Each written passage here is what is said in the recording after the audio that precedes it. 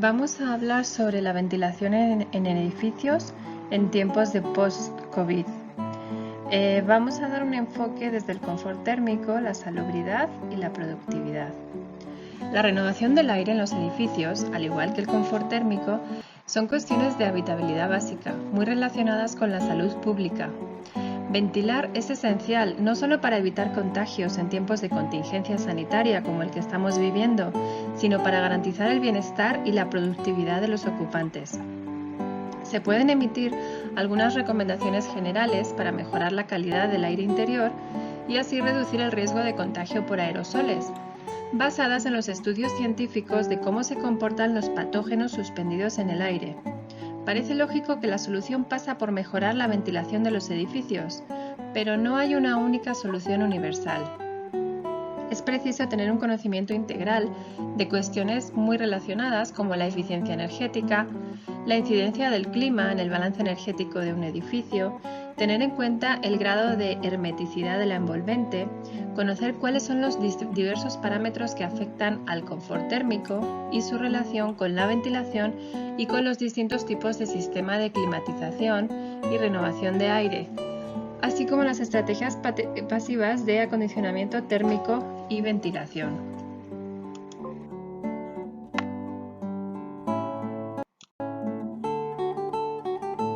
En los edificios, la ventilación es una cuestión esencial para la habitabilidad básica, sobre todo en aquellos en los que hay concentración de personas. Hay una tendencia reciente en la arquitectura a descuidar aspectos básicos como la ventilación y la iluminación naturales, hasta el grado en que en la actualidad hay multitud de edificios construidos con sofisticados sistemas mecánicos de climatización instalados, con lo cual la cuestión térmica queda resuelta, pero sin ventilación y sin conexión visual con el exterior en algunas zonas. Los científicos ya han hablado de las evidencias del riesgo de contagios por aerosoles, que es otra forma de decir que cuando hay una persona infectada respirando en un espacio cerrado, el virus puede estar varias horas en micropartículas suspendidas en el aire y ser inhalado por otras personas. La pandemia provocada por este virus, el SARS-CoV-2, ha puesto de manifiesto la importancia de la ventilación como medida de salud pública, que debería ser prioritaria y no solo en situación de contingencia. En los edificios donde se reúnen grupos de personas, como colegios, institutos, universidades, centros culturales, bibliotecas, oficinas, iglesias, resolver la renovación del aire es fundamental, no solo para evitar contagios, sino también para garantizar que los ocupantes disfrutan de una calidad del aire aceptable. La calidad del aire es un aspecto esencial a tener en cuenta en los edificios, debido a su influencia en la salud, en la productividad y en el bienestar de los ocupantes. Varias personas en un espacio cerrado, respirando, a lo largo del tiempo, van consumiendo el oxígeno presente en el aire y expulsando dióxido de carbono.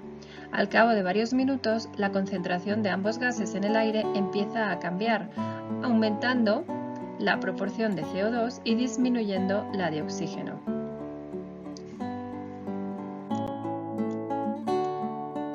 Para que el aire interior sea saludable, se requiere una determinada proporción de oxígeno y de dióxido de carbono. A partir de elevadas concentraciones de CO2, el ambiente empieza a estar enrarecido y, aparte de posibles olores y del grado de humedad que también empieza a aumentar producto de la respiración, puede llegar a provocar somnolencia, cansancio, dolor de cabeza, malestar en general. El límite para la vida, en cuanto a concentración de CO2, es del 15%. En ventilación hay algunos conceptos básicos como son el caudal de aire y la tasa de renovación que conviene conocer. El caudal de aire depende de las dimensiones de las aberturas y de la velocidad del aire que incide sobre estas aberturas, ya sean puertas, ventanas, rejillas. También es importante conocer y controlar la tasa de renovación de aire, que es el número de cambios por hora. Esta depende además del volumen de aire que está contenido en el local.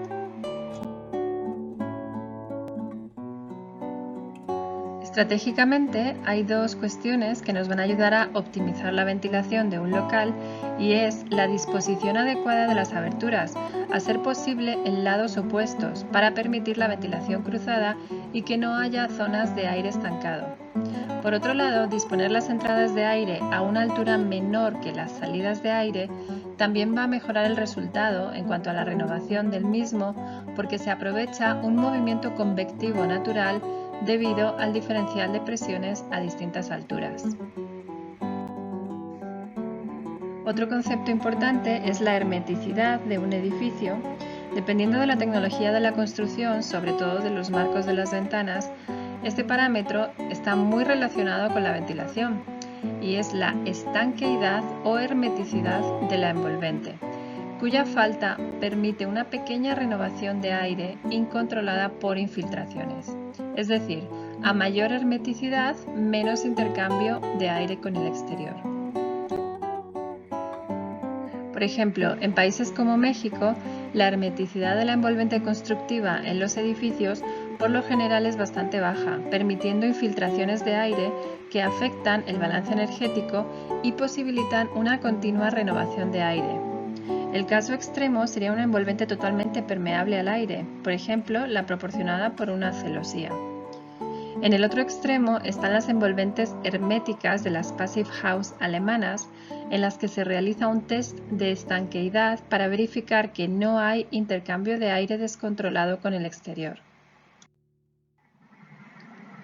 Pero no solo hay que tener en cuenta el grado de hermeticidad del edificio o si cuenta con sistemas mecánicos de climatización.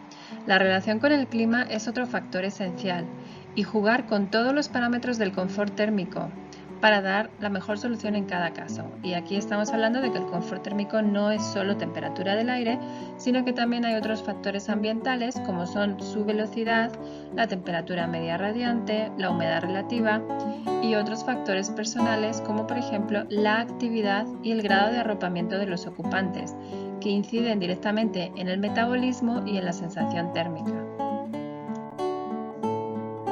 En todo proyecto de ventilación es muy importante tener en cuenta las cuestiones de confort térmico porque ventilar en climas muy fríos o muy cálidos equivale a perder o ganar calor y si no se compensa este fenómeno lleva a una pérdida de las condiciones de confort térmico o bien a un excesivo consumo energético en caso de que el edificio cuente con sistemas de climatización mecánica. Para mantenerse en un rango aceptable de confort térmico y evitar malestar o enfermedades por enfriamiento o por sobrecalentamiento, no solo hay que fijarse en la temperatura del aire, se debe jugar con los otros parámetros mencionados en la diapositiva anterior. Y aparte hay otros parámetros secundarios como son la estratificación del aire, la temperatura superficial del suelo, la asimetría radiante, las corrientes de aire. Aunque es cierto que se pueden emitir algunas recomendaciones generales, como por ejemplo primar las actividades al aire libre y organizar la jornada de forma que en las horas más benévolas en cuanto al clima se puedan precisamente programar actividades en el exterior mientras se hiperventilan los espacios interiores, va a ser una estrategia que no falla. Y también en los espacios interiores instalar sensores de CO2 que sirven para monitorear la calidad del aire y cuando la concentración de CO2 sube por un umbral, por ejemplo de 800 partes por millón, pues sería preciso hiperventilar el espacio y se recomendaría también evacuarlo durante un cierto tiempo para no seguir aumentando esa concentración de CO2. Sin embargo, no hay una única solución porque cada edificio, cada usuario, cada clima es distinto. Entonces la solución ha de ser particularizada para cada caso. Abrir las ventanas no es la única solución y además no siempre es viable, sobre todo en climas muy extremos. Instalar sistemas de ventilación mecánica controlada con recuperador de calor es muy eficiente, pero no siempre es la solución idónea. Poner purificadores de aire con filtros EPA no siempre tiene sentido. Instalar filtros electrostáticos en la recirculación del aire puede no ser lo más indicado. En definitiva, podemos distinguir varios casos típicos. Por ejemplo, el caso 1 sería un edificio ubicado en un lugar de clima frío y una construcción de alta hermeticidad. Y a su vez tendríamos dos subcasos, que el edificio cuente con calefacción o no. El caso 2 sería también un edificio en sitio frío, pero una construcción de baja hermeticidad, es decir, con marcos de ventanas que permitan una cierta infiltración del aire exterior, que eso ya resuelve parcialmente la renovación del aire. Y a su vez podríamos ofrecer distintas soluciones en función de si el edificio tiene calefacción mecánica o no la tiene. Los casos 3 y 4 se referirían a un edificio hipotético ubicado en un sitio cálido. Dependiendo de si es una construcción muy hermética o poco hermética, la solución va a ser distinta, y también dependiendo de si el edificio cuenta con climatización mecánica o no.